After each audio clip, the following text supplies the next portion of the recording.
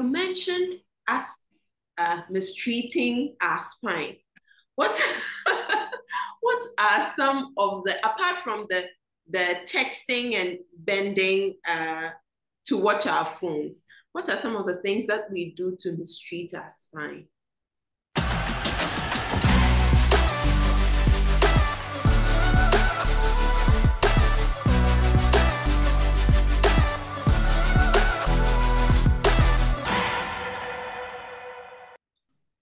Hi, viewers. You are welcome once again to the Gifty O Conversations. It's always a pleasure and an honor to have you watch these videos all the time. Thank you so much. I really appreciate that. So far, we've been talking about business and people's experiences. Today is a little bit different because we are moving slightly into the healthcare space. And I have the beautiful Catherine Oppong with me today. She is a physiotherapist and she has worked several years with different reputable organizations, health organizations. She is a prolific writer. I've read a couple of her articles and they are really insightful. So I'm really happy to have her here. She is also the founder of Prime Aid Health Consult, with certified professionals who help with your health care, rehabilitation, and they even offer home services. So I know we are going to learn a lot from her today. You're welcome, Catherine. Thank you. Thank you. It's good to have you here. I know we've been discussing about this conversation for a long time. And finally, I got you to have some time for us. I know you are busy, very busy, so I really appreciate your presence. I'm happy to be here. It's been a long time coming, like months now since we spoke about this. Yeah. Yes. I'm glad we finally made it happen. You are a physiotherapist. Yes.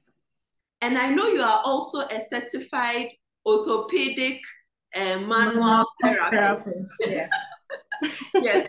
So if someone asks you, what do you do? What is physiotherapy? What do you do? So with physiotherapy, I would say it's a medical intervention or a treatment which focuses on maintaining and restoring function and mobility. So basically, as physiotherapists, we deal mostly with conditions and I would say diseases which affect your ability to move or perform your daily activities to function. That's when we come in as physiotherapists. Wow. Which means that you don't use medicine, right? No. So using physical means not medicine, not surgery. If I say physical means, I mean using exercises, using our hands, using heat and other mobilities which does not involve medication or, yeah, like I said, surgery. Yeah. How did you get into this?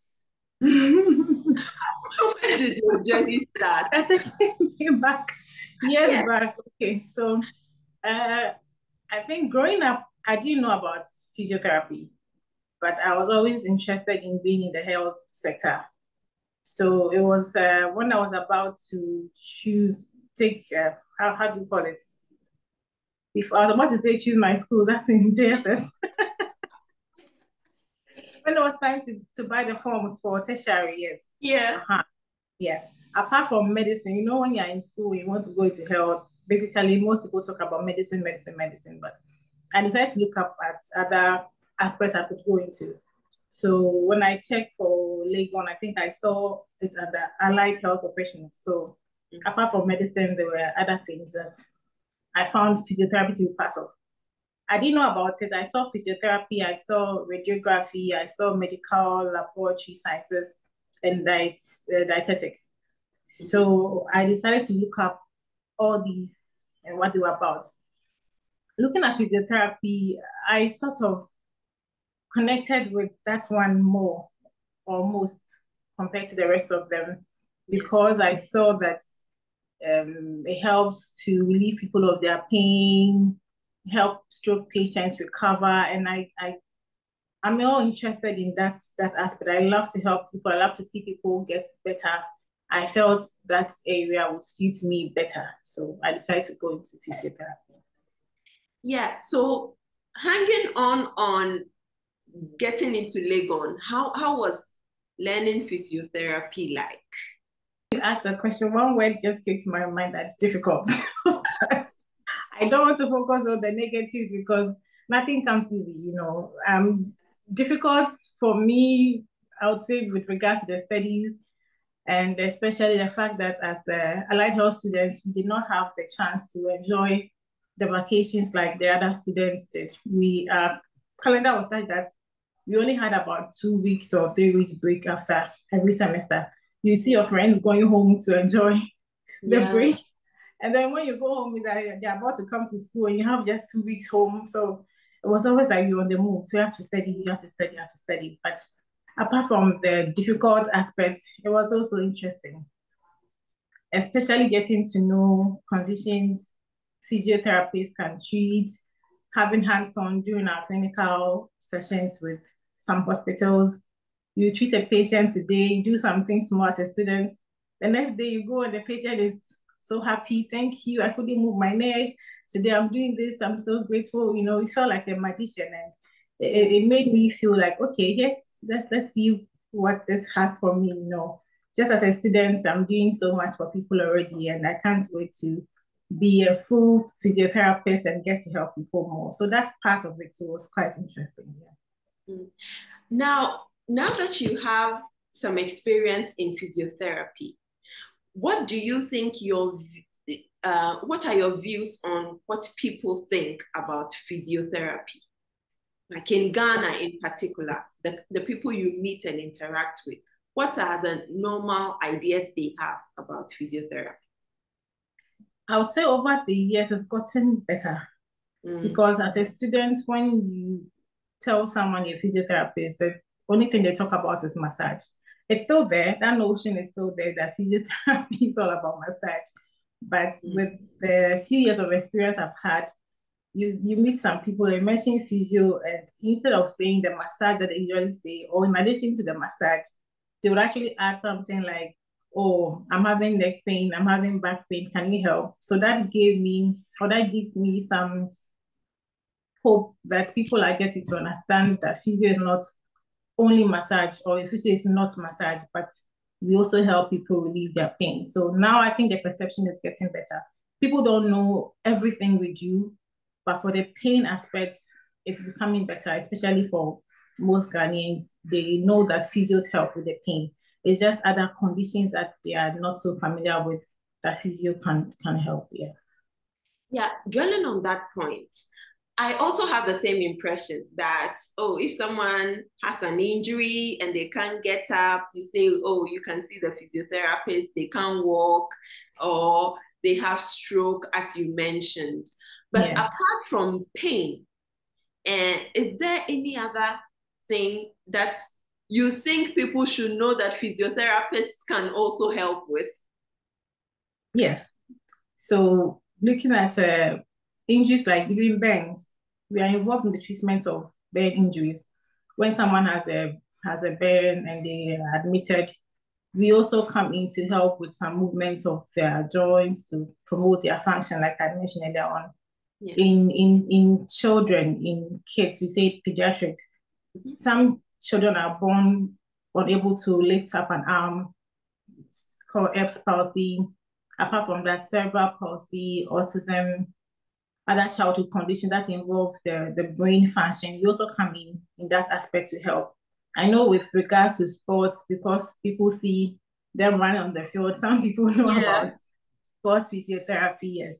And that aside, when it comes to cardio, let's talk about the function of the lungs in conditions like asthma, pneumonia, and the like. We come in to also help with the treatment. Even with the recent happenings with COVID, we had some physiotherapists who were on the team at the center helping patients, especially with their respiratory function. So, yeah. Wow. two of the conditions you mentioned caught my attention, and I would like to know how a physiotherapist will actually help a patient like that. You mentioned autism, and then you mentioned respiratory diseases like asthma. Let's start with the respiratory diseases, asthma. How will a physiotherapist help? I'm sorry, I'm very ignorant in this area. Fine. Even me, and so before I went into physiotherapy, I did not know about it. So it's not strange that you would ask, yes. So when we look at patients or people with asthma, it mostly affects their breathing. Like that has to do with their respiratory, their breathing. As physios, we come in to help teach them breathing techniques to make it easier for them to breathe.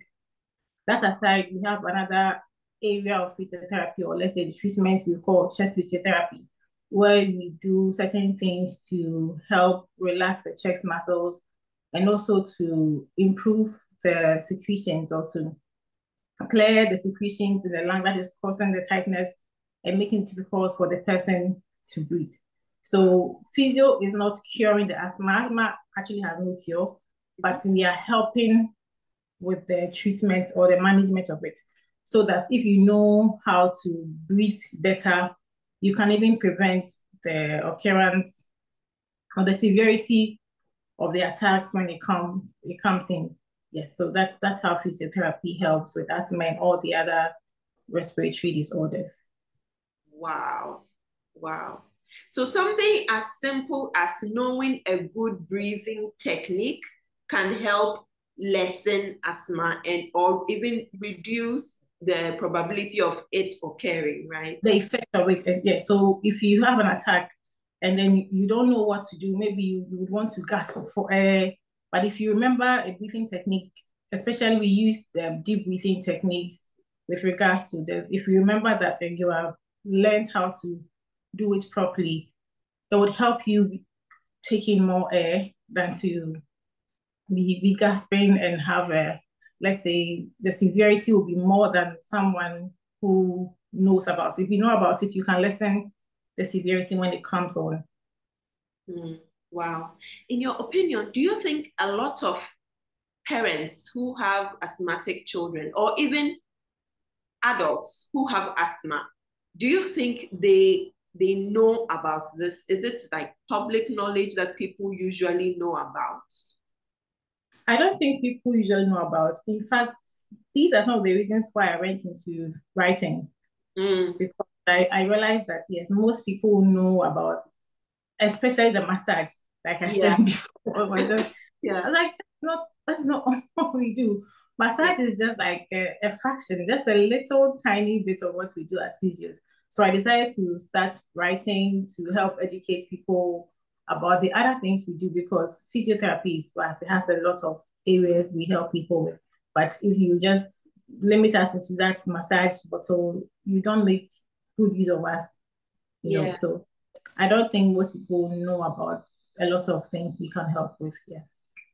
We will come back to your writing. There is one particular thing you wrote about that I want to ask you a question on. But apart from asthma, you also mentioned autism. How do physios help with autism? Okay. So autistic children, like any other neuro has to do with their brain. It affects their development or their developmental milestones. So as physios, like I mentioned earlier, we are concerned with restoring movement and improving functions. So basically in these children, just like the cerebral palsy and other neurological conditions, we come in to help them with their development. So, you know, the typical development of a child moves from the normal lying down to being able to roll, to be able to crawl, to being able to sit, to being able to walk, to being able to move and do other activities.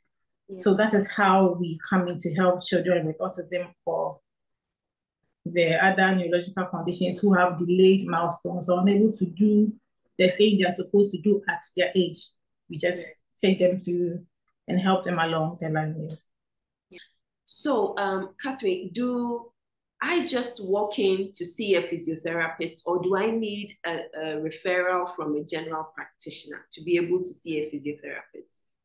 It works both ways. You can have a referral from a doctor or any other health professional, or walk in to see a physiotherapist. That's the good news. It works both ways. You don't necessarily need to have a doctor's referral to have a physiotherapy service or treatment.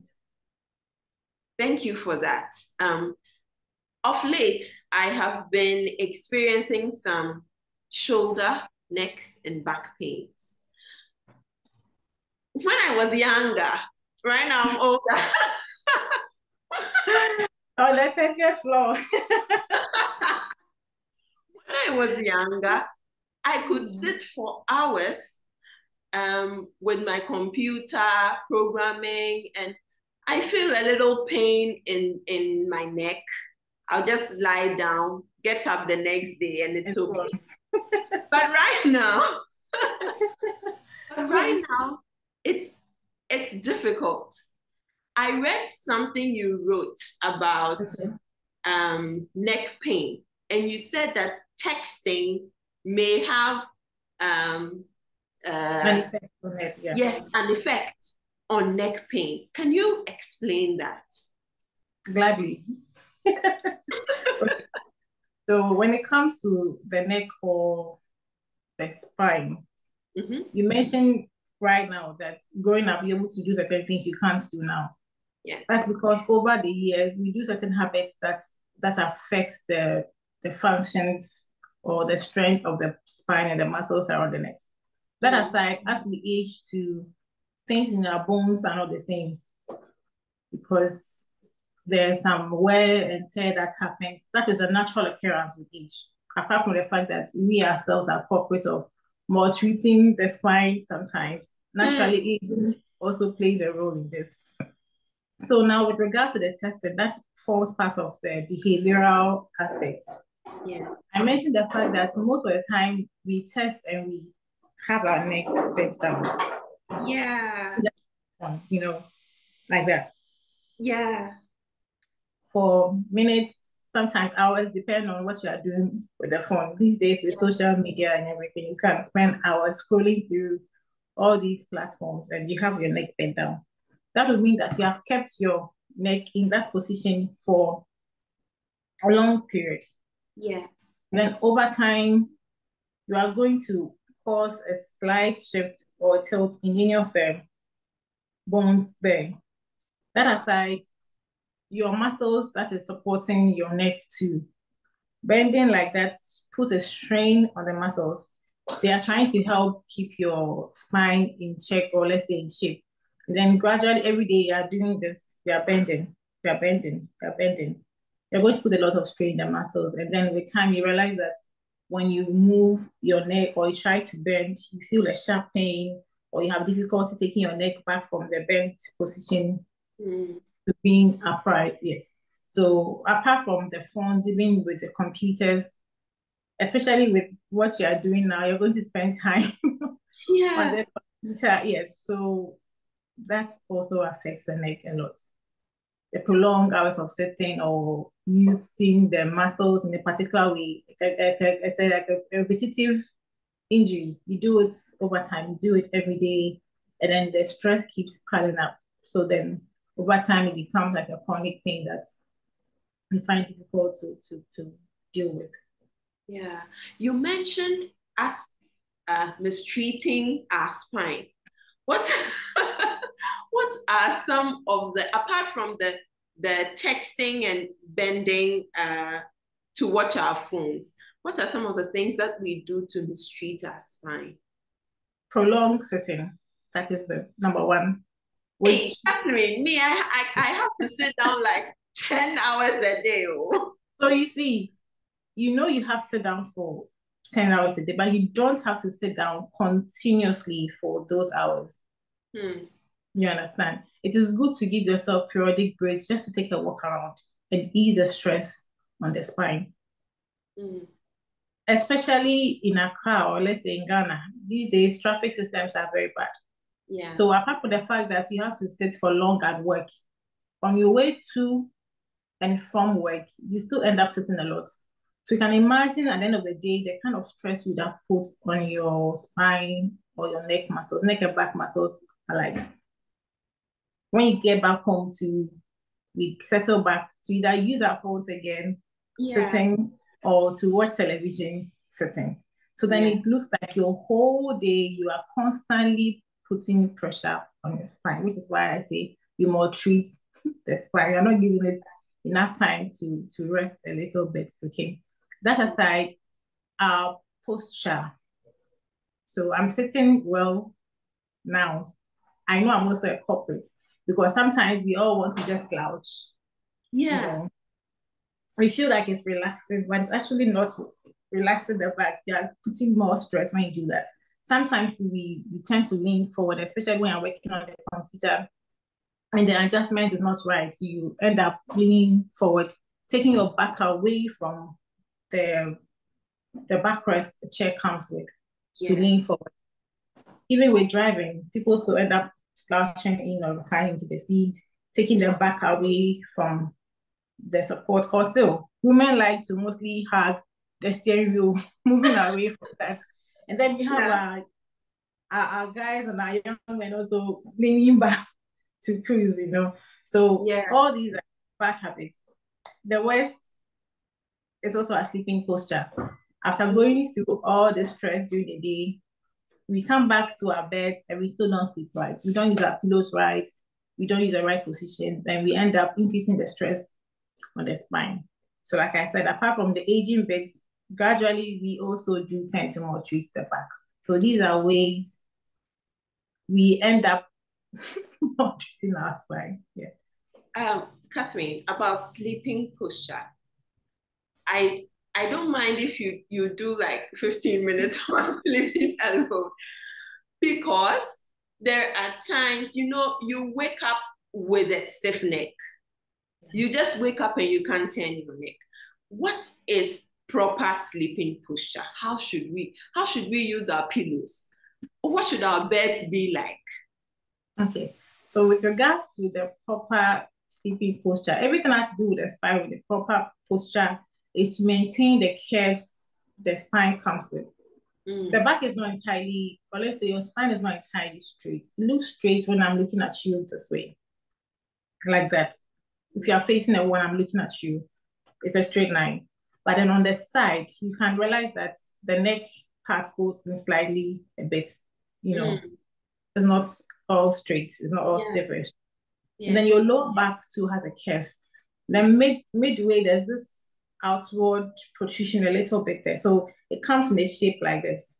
The neck goes in, your back is a bit out, and then at the lower tail towards your buttock, this goes in again. So those are the natural curves of the spine. So everything you do, you need to make sure you're maintaining these natural curves. So with sleeping, if you're going to sleep, let's say on your side, most people would like to pile up pillows when they're sleeping on their side. So you are using about 2 or 3 pillows. And although you're on your side, your head is tilted towards the other way like that because of the number of pillows you've piled up there. This ends up stretching the muscles here and putting pressure on the muscles here. So when I'm straight talking to you like this, both sides are, it's like a tug of war. Once it's straight, everybody's in a good position. Now, when I'm doing anything that's making my neck tilt more towards here, these muscles are going to be working hard to pull it back to play, or to stop it from going overboard. So now these ones are being stretched throughout the night, while these ones here are tighter because of the compression. So doing that continuously over time, you'd end up having the neck pain when you wake up because you were sleeping, you're supposed to have your muscles relaxing, but they're not. They're working throughout the night. So then you wake up in the morning, you realize that there's a lot of pain here because of how you slept. Again, if you sleep on your side too without a pillow, you are going to end up dropping your head all the way down because of the curve here. Or sometimes we put the hand there, hoping the hand will keep it in place. But why are you telling all my secrets? I should talk to you directly and stop cutting corners there. hoping that your hand will stay in place, but it doesn't.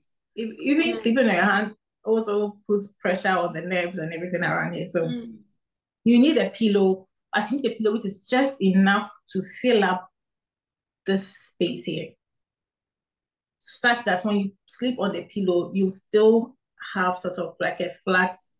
It's not flat, but I mean your neck or your head is just relaxing on the pillow. You don't feel that you are going this way. You don't feel like you're dropping all the way down. So it should just be enough to fill the space. You don't need to curl up to tilt your head the other way. So that's just it. And also when you're sleeping face up. Yeah. Now the space here is not as much as the space you have between your head and neck when you're sleeping face up. Yeah. This is a lot of space, but then backwards is not so much. So you don't need a big pillow when you're sleeping on your back. So the pillow you would use to sleep on your side might be too big for when you're sleeping on your back. Because now you have your head. Yeah. your chin on your chest because of that. Yeah. So that is also now pushing another stress on the muscles on that area, causing your neck to bend that way. Another thing is putting our shoulders on the pillow. The pillow is meant for your head and neck only because of the curves. Like I said, it's not entirely straight. So the pillow is just so that when you're on your side, this space does not make you drop. When you're on your back, you don't end up chin up, but you have something covering there. So that's it. It shouldn't just be too big to make you chin down when you're sleeping. Without a pillow too, you're going to go all the way up. So just something small, light pillow will do when you're facing up, because you don't need much to fill up the space there. So sleeping with too many pillows or putting your shoulder on the pillow, which is also a bad posture, all that will increase the stresses in your neck area. There are other ones when it comes to the back. I don't know how much time you have, but it's a whole lot talking about as much time as you can give us. Okay, so looking at your back too, because of the curve, the inward curve at the lower back area, if you put your hand at the back, you'd actually feel that it's mostly pronounced in ladies because of the protrusion of the buttock area. You feel that curve there. Yeah. When you're sleeping face up, you can sleep face up, face down on your side. These are the three basic positions. I know people have weird positions and all that, but those are not recognized. It's just either you're going face up, face down, or on your side. Good. So talking about side, most people do a lot of side, or sometimes even face down too. So looking at their back, let me go with the face down first. The curve is an inward curve like this. Great. So when you're sleeping face down, you have something like this. Yeah. It's pushing down. Yeah. Because of gravity, it will keep sort of pushing down, force of gravity is going down. Yeah. And you realize that for most people, when you wake up in the morning, you would have created a dent or a little compression in your mattress, especially if it's not a firm mattress, around your tummy area. Yeah. That alone should just even tell you how deep you were going in with your back when you were sleeping. That is sort of going to increase the curve there at the back. Anything that goes beyond the normal curve, you're stressing the muscles around it, you're putting pressure on the spine, so that is not helping. To stop this, we advise that you place not a pillow. Most pillows are usually big, so if you place a pillow there, you end up sort of pushing that part back up again. So a little towel or cloth will do. Just fold it and place it around your abdomen. When you do that, even though the curve is still there, it is not going to push further. It sort of makes it just relax on it, and that stops the increased pressure whilst you are sleeping. It just sort of keeps it in a good shape, and you still maintain the curve, but then you're not going all the way in. You get that? Yeah. Same way when you are sleeping face up. Now, this is no longer this. It's something like this. because you're sleeping face up. Good. Yeah. Such that when you pass your hand behind, sometimes you can actually feel it passing under the space there. Yeah. Good.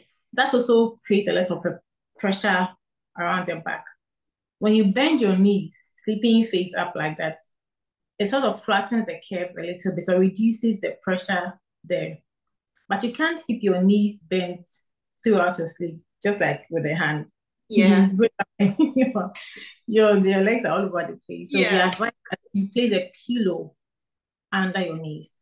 When you place a pillow under your knees, it would naturally create that bend in the knee and then flatten your back a little bit to reduce that pressure building up there. That's another thing. Now on your side too, that would be a little bit difficult to explain without visuals, but let me just try. When you lie on your side, apart from keeping the pillows in check, most of the time you can't keep your legs together. It's even when you do that already, like a child's pose, it's already tight around the back. So we end up flipping the leg over onto the bed. I mean, the other leg. If you're sleeping on your left side, your right leg sort of crosses over onto the bed. When that happens, there's tilt in your pelvic region. There's that tilt, and that also creates more pressure there. You still wake up with a pain because you change the position of things there. You're going to maintain that over the night, whether you sleep for 4 hours, 5, 6, 7, 8. You are going to keep that tilt till morning. So we advise that you place a pillow on that side to put your leg on it. I don't know if I'm able to explain what that is. Okay. Yeah. So you're on your left side, but then your right side is crossing over to lie on a pillow. Yes. You have your leg bent, just like you bend it, but not close to your body like a child, like that position. But you have created sort of a 90 degrees, so your hip is bent at a 90, your knee is bent at a 90, and then you have that like let's say a 7 or an L shape onto the other pillow next to your body to keep your back area straight or your pelvic straight and not tilted towards one direction. Wow. It's a whole lot. When you see a physiotherapy person, I'm sure you'll be able to easily explain it better and then give you that visual you need to carry home and then abide by it to treat your spine right. Definitely. I had heard people saying that, oh, you should sleep with a pillow under your leg. But I didn't know it was because of that kind of posture you were talking about. Now I understand it better. Yeah. So thank you for that. What are the categories of people that come to you a lot when it comes to physiotherapy in terms of age? I would say middle age. Even though we treat from children to the elderly, because there's a lot of issues with back pain and spinal issues, we have most of the young people coming in for physio because we are the working age and we end up spending more time, like I said, mistreating the back. Yeah. So yeah, most of the time you have people within their working age coming in for physio, although we see from children all the way to the elderly, especially with the back pain and the spinal issues. Yeah. Okay, so I read something about osteoarthritis. And in fact, I saw it on your LinkedIn page. I think I was going to your LinkedIn page. And then you've read a lot of my articles already. Yes. And I know arthritis is usually for old people. I mean, that's what I've heard, that it's for old people. But then on your page, you said that younger people also experience that. Yeah. What is it? And why is it that young people experience that? Okay. I'll take that back to when I mentioned the fact that aging is a factor. But then apart from aging, our habits also contribute to it. Yeah. So with osteoarthritis, I mentioned the wear and tear, that happens in the joint. That's what osteoarthritis is about. So it's like an inflammation of the joint. But basically, there's that wear and tear that happens. So we had a notion of the elderly because of its association with the age. Like I said, as we age, that's where it happens. So with your age, you are more prone to having that. But then back to our habit again. Now, yes, it's not only about age, but even as young ones, we still have people having that. In fact, when it comes to most of the back conditions, it's linked slightly to the wear and tear bit of the back. But then sometimes it happens in other joints like the knee joints, the hip joints, and other joints as well. So it's not only with the elderly, it can happen to we, the youngies, as well. Wow. One thing I've noticed, this is personal. When I sit in the AC for a long time, I feel pain. I don't know whether it's the sitting in the AC or the sitting itself. I don't know whether it is the AC, but anytime I sit in cold for a long time, it's like my muscles hurt. Is there any association? Do you know of any association with cold and pain? That's what I know. I wouldn't say it's backed by scientific evidence because I haven't done a lot of research about that. But then, especially with rheumatoid arthritis, which we call satabro in tree, most people have that complaint with the cold and the pain. But thinking about it scientifically, what I can say to that is that cold sort of restricts blood flow.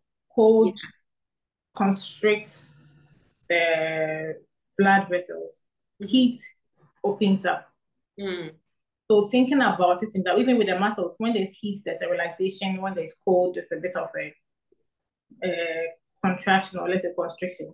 So on that side, I can say that is how the cold can or may contribute to the pain because of the restrictions with the blood flow when you're in a cold environment. So coupled with that, if you have any of this inflammation in your joints, then that may increase the pain, but not so much, but scientifically backed. About talking about the constriction and then the opening of the blood vessels. I know when, for example, I bump my head against something, what my mom would do is get either warm water with a towel and then put it there, or sometimes ice and put it there. But I can't seem to remember exactly when she would use ice and when she would use the warm water. Yeah, so with regards to that, I think I even have an article about when to use ice or when to use heat. Naturally, like I said earlier on, heat encourages blood flow, increases blood flow. Now, when you have an acute injury or something that happens now, it just happened within the first few days as an acute injury, there is naturally a rush or a flow of blood towards the sites of injury. So say you fell down, you bruised your ankle, or you had a sprain, there's that rush of blood flow to the area. That is what would cause the place to swell up. If you're going to use heat, that means you're going to open up the vessels more and bring more blood to the area to increase the swelling. Swelling on that area to press on the nerves, increasing your pain.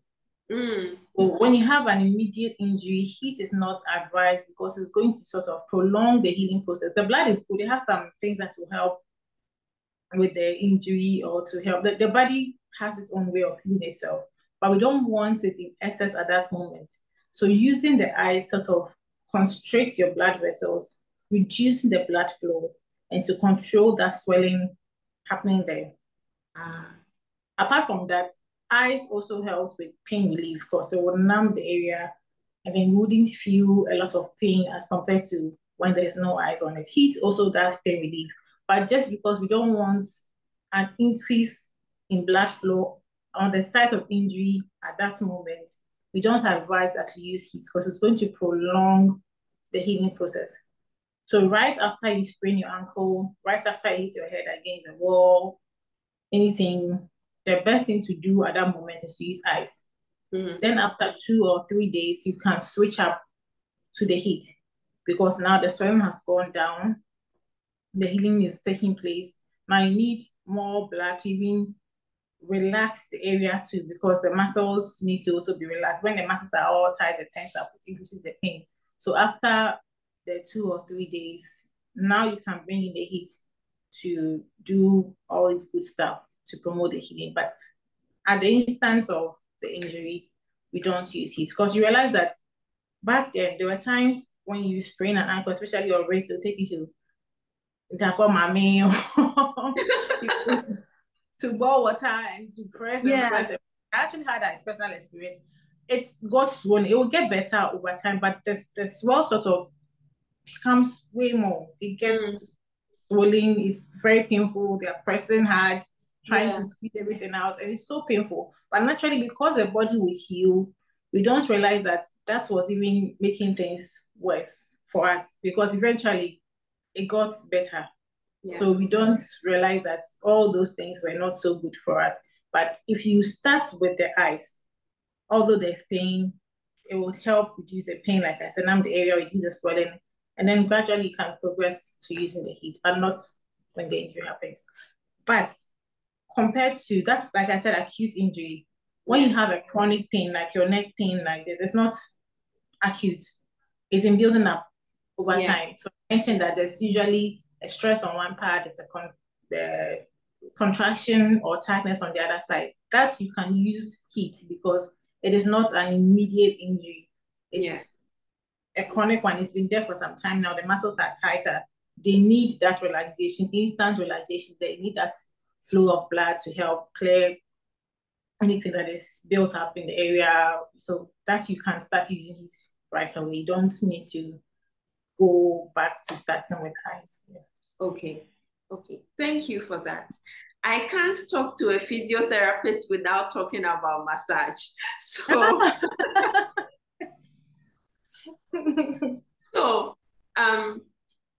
if I come to a physiotherapist with any pain, like back pain, neck pain, are there any different types of massage? And how will you decide which kind of massage to use?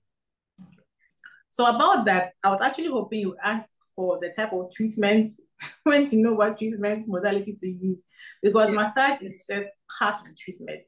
When I was talking about what physiotherapy is about, I mentioned we use physical means like the heat, the exercises. I left out the massage and it was intentional because it's just a part of the treatment. It's not entirely what we do for a patient. So when you come in with a condition, we assess and then find out what proper modality would use. Most of the time, the massage is just a tiny bit of it because it's good. Massage is good. It helps with pain relief and relaxation, especially when you want to go with the relaxation bit. Like you have a long weekend or a stressful day, just go into a spa and have that hot stones and everything to help relax your muscles and you feel good. That is there. We also do that as part of our treatment, but most of the time, the patients we see don't just need the relaxation. Sometimes they don't even know what they need. They'll come in and say, I want a massage. But the pain is not because you need a massage, but most of the time it has to do with the spine.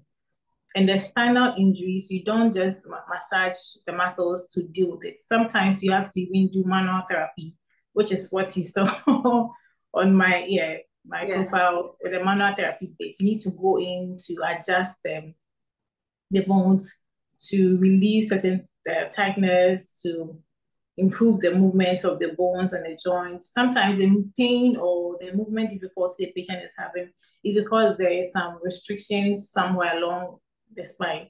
So we do these techniques to just help improve movement in there. I mentioned the movement too. So movement even in the spine, the bones in the spine will reflect generally on how you can do larger movements, which massage will not help. So as physios, the massage bit comes in later on after you've been able to figure out what exercises you really need, especially with the exercises.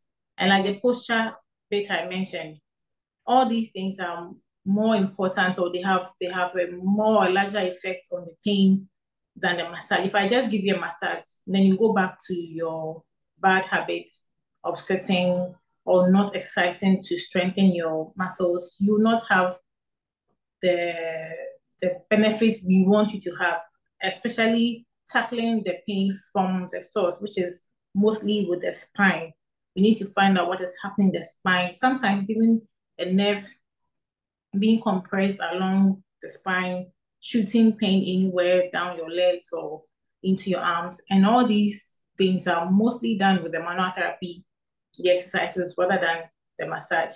Although there are different types of massage used. I don't want to bore you with the technical names. You have kneading, you have a florage, you have a lot of that. But back to what I said, the assessment bit is what will help you know what exactly to do for this particular patient. Sometimes even with the massage, we use it to help patients with swollen limbs, swollen arms or legs. You can use a massage techniques, yes, to help with the drainage. So massage helps. It's just not entirely what we do. And the assessment is what will help us know what type of technique to use for what patient, or even if it's necessary at all for a particular patient to do the massage, yes. Wow. One last question before I let you go. I have been doing a lot of reading. When I am bored with my normal work, I just go online and read anything I can find. So I know about acupressure and acupuncture. Okay. And there are times when I feel pain in a certain area, and then I check online. They say, what place to massage or what place to press to reduce pain in a certain area. I don't know if it is my mind that makes it work, but sometimes you have pain somewhere in your neck and they say press somewhere on your toe, and when you do it, it works. Is this something that is scientific? You've researched it? What knowledge do you have about that? I've personally not researched much to that area, so I will not go deeply into that. What I can say is I know there are connections with the nerve, especially to the extremities. Let's say your spine, most of the nerves, they pass through the spine and then they go into your arms or your legs. Yeah. So there's a connection between, let's say, a nerve in your neck running all the way down to your toe. So I don't know what goes into, they know where to touch, or sometimes even it's not just where to touch, there's a motion you have to do. Exactly. At that particular point, they can say go in circular motions or pinch deeply, do that. But because I know there's a nerve connections, I would say I'm sure that is what they base on with their research or their studies to know what exactly to do, what to press to cause the effects there. Even as physios, there are times that someone will have a pain in the leg. Yeah. I would expect that you will touch the leg. Mm-hmm. But after the assessment, when we realize that this is not just a leg pain, it is just a pain radiating into your leg. That means the source of the pain is from the back. Yeah. But because the nerve is passing down the leg, it is radiating or taking the pain into your leg. You will not touch your leg. Our focus will be on the back. Back to what I mentioned, the manual mobilizations and the exercises and the heat, everything to help relieve the pressure at the back. Because we know that once we have released the pressure at the back, the pain in your leg is going to stop. It's like coming to meet your room flooded. There's a tap running. You don't start mopping the water. You need to turn off the tap. So with that knowledge, I would not say what they are doing, there's no scientific basis to it. I believe that just as physios, we don't just go to the water to start mopping or to touch your leg and start treating, going back to the source, which is the nerve in your back. They are also using that same linking to know that when I touch here, it's going to give me this effect on this side. Maybe I should also try to do more reading into that aspect, since we are all involved in the pain relief industry. I'll try to find out more. Yeah, do a lot of research to figure out how that also works. Yeah. Catherine, thank you so much. I have 1,001 questions still sitting down. So, maybe there'll be a part 2. Yes, that's a part 2 to this. Yeah. Yeah, that's what I'm thinking. And if I get questions from the viewers in the comment box or directly, I'll compile all of them up and then we bring you and bombard me with it. Yes. Okay. Thank you so much. This has been really educative. One of the most educating conversations I've had so far. So thank you so much. I appreciate your time. Thank you for having me. I'm happy to be on this seat and have this conversation with you. When it comes to physio talk, I like to talk about physio a lot. So yeah, and it's been a while. So I'm happy to be here to talk about physio.